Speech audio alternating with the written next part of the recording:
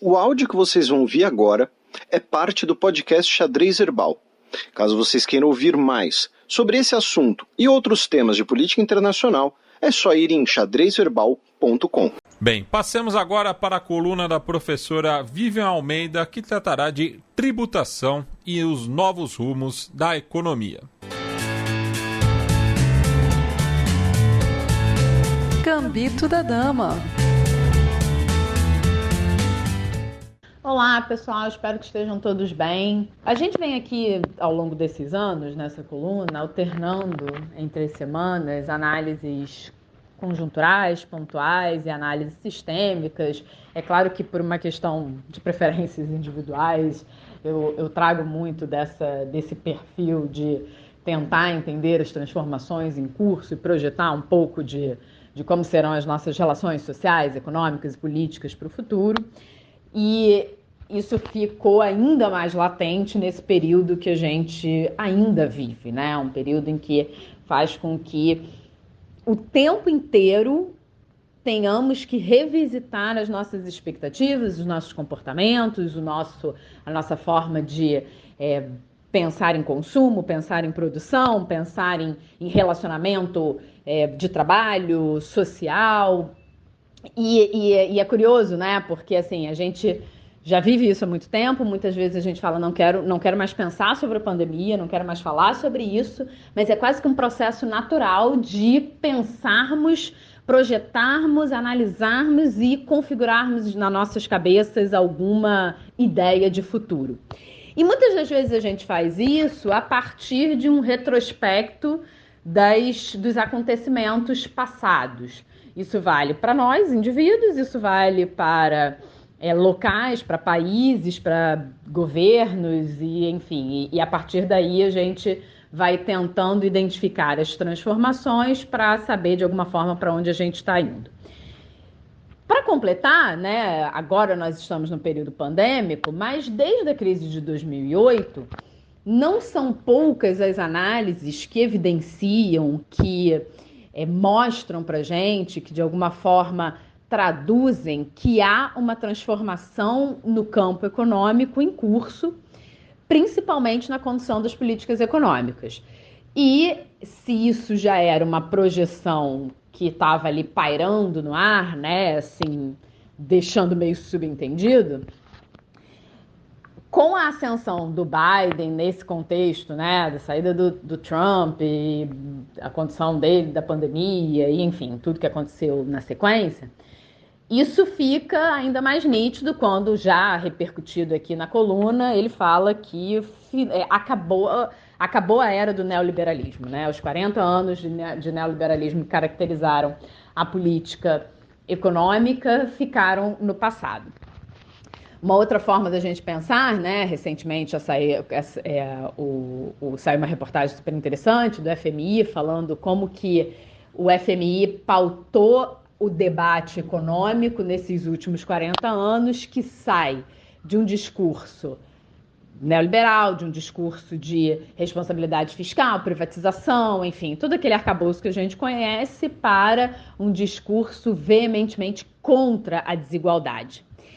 E aí é interessante, que é o objeto da coluna de hoje, pensar como que a gente, de fato, endossa, ou como que as políticas ao longo do tempo traduzem o comportamento dos agentes no futuro, ou de alguma forma moldam o comportamento dos agentes.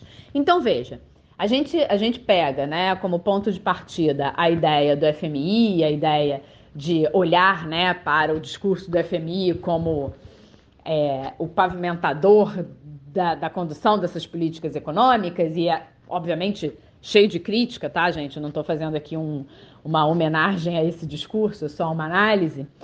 E pensamos que isso, de alguma forma, pauta o debate internacional.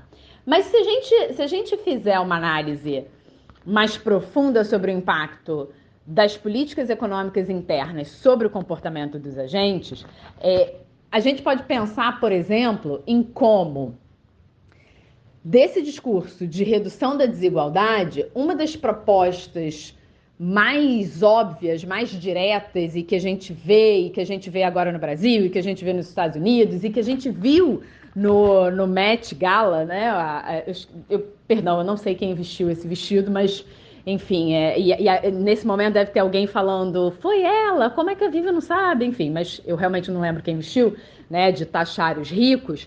Você vê toda uma discussão tributária para que essa mudança da retórica, essa mudança do acompanhamento das políticas econômicas e o objetivo dessas políticas econômicas seja possível pela arrecadação de receita.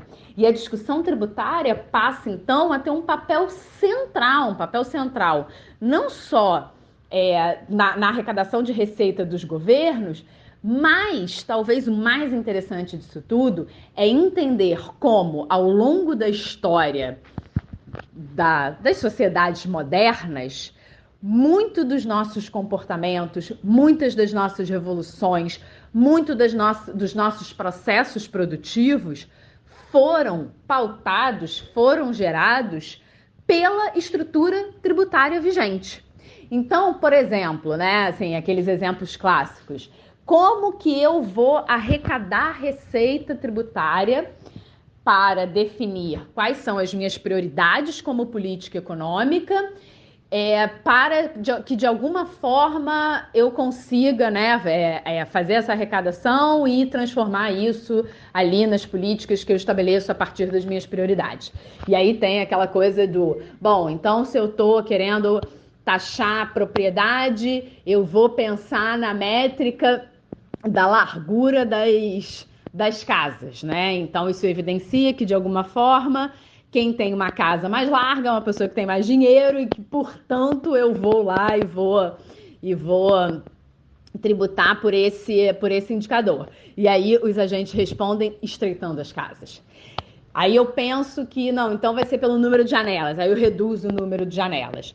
E eu vou, de alguma forma, pela política que eu previ que vai ser a arrecadatória, eu vou induzindo o comportamento dos agentes e vou, com isso, estabelecendo todo um novo mercado a partir desse comportamento. É claro que eu peguei aqui os exemplos que são um pouco mais caricatos, né? Quer dizer, caricatos agora, mas que são emblemas de como a gente é bem criativo na hora que a gente quer reagir a incentivos. Mas a ideia, quando eu falo lá do vestido do Met, do vestido do baile do Met, e quando eu falo sobre a mudança do discurso do FMI, é pensar que na esteira de uma reforma tributária, que é essencial e que, inclusive, cria uma espécie de espinha dorsal sobre os contratos sociais que a gente quer estabelecer dentro das nossas organizações sociais e quais são as prioridades que eu quero destacar, quais são as prioridades que eu quero bancar, há uma discussão acessória sobre o próprio sistema tributário e sobre o quão complexo, o quão difícil de medir é esse sistema, ao ponto de que eu sei quase que muito pouco sobre a relação custo-benefício da arrecadação vis-à-vis a troca que vem para o cidadão. Então, assim, é claro, de novo, é uma discussão quase histórica, né, desse processo, mas eu queria trazer isso para vocês, porque muitas vezes a gente se vê diante de conversas, de análises, né? Eu recebo muitos meus alunos falando o quanto é absurdo cobrar imposto, e agora tem esse slogan de que imposto é roubo.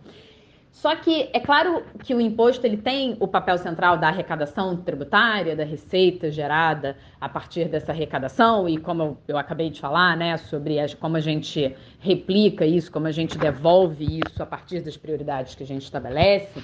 Mas esse ponto que eu comentei, quase que numa forma de caricatura das casas, ele faz a gente pensar, por exemplo, tanto na função do imposto, não só na arrecadação, mas como na função do imposto, como nos comportamentos que ele induz e, de novo, nesses contratos sociais. Então, da mesma forma que a gente pode olhar e dizer, olha, o contribuinte ele não tem muito vontade de pagar imposto, né? Assim, o pagador de impostos, ele não quer ser, se ele pudesse, ele não escolheria isso. Mas, ao mesmo tempo, eu sei que muitas das políticas tributárias, elas não são essencialmente para pagar impostos ou para arrecadar receita tributária, mas elas são para fazer valer uma espécie de preferência social, como, por exemplo, os impostos sobre cigarros, os impostos que a gente chama em economia de piguvianos, que são impostos que tentam internalizar as externalidades. O que isso significa? Se você polui o ar, você está gerando um custo social e você não está pagando por isso. Então você paga o imposto para que você arque com parte do que você está mandando a sociedade pagar, que é o custo da poluição. E aí, aí a gente pega o imposto piguviano e leva isso para a discussão climática. Então, peraí, a discussão climática ela vai ser pautada por uma mudança de processo produtivo, o que obviamente é dificílimo da gente pensar, ou ela é pautada por uma diferente estrutura tributária? Será que faz sentido pensar sobre isso? Será que faz sentido usar a estrutura tributária para alcançar esse objetivo? E, de novo, quem define as alíquotas, quem define a realocação dessa receita tributária? Como que os agentes, e especialmente o que é mais encantador de pensar, como que os agentes reagem a esse tributo? Como que, por exemplo, você pensar nessa questão da tributação das grandes fortunas, isso de fato faz com que os agentes migrem as suas riquezas? E a partir daí, bom, mas se migrarem, até que ponto eu quero bancar, até que ponto eu quero arcar com essa migração? Porque eu posso dizer que, ok, tudo bem, eu quero eventualmente fazer esse teste, né? Eu faço essa aplicação tributária, se alguém migrar, ok, se não, ok, mas eu vejo até onde eu vou chegar com essa alíquota, e aí a gente vai fazendo esses testes. Então, assim, ao fim e ao cabo, na verdade, o que eu queria trazer para vocês é como a gente tem sempre uma percepção de transformação constante, de mudanças em termos de análise econômica, em termos de teoria econômica vigente que vai pautar o debate, que vai pautar as políticas econômicas futuras, mas, ao mesmo tempo, como que ao longo do tempo, mesmo observando todas essas transformações, desde os liberais, né, desde o debate fisiocratas, mercantilistas, e como a gente chega, sei lá, até welfare state, escola de Chicago, e agora a gente está um pouco mais na economia comportamental. Mesmo com todas essas oscilações teóricas, há essa constância do sistema tributário. Há essa constância de que o sistema tributário perpassa todas essas transformações. E não só perpassa, como muitas vezes é causadora das transformações. É causadora dessas mudanças. E debruçar-se sobre o sistema tributário talvez seja o que mais a gente precisa entender para entender de onde viemos e apontar caminhos futuros.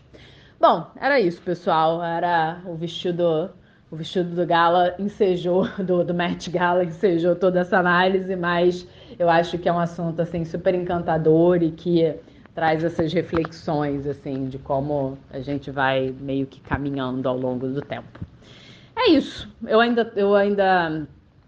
tenho até uma dica de livro, mas ainda estou muito no início, que é um livro do Christian Dunker, que ele vai falando sobre vários assuntos, é excelente, mas não quero falar porque não quero afirmar como dica, porque ainda está no início. Então, hoje é dia de pedir dica e não de dar dica. É isso. Um ótimo final de semana e a gente se vê na semana que vem. Beijo!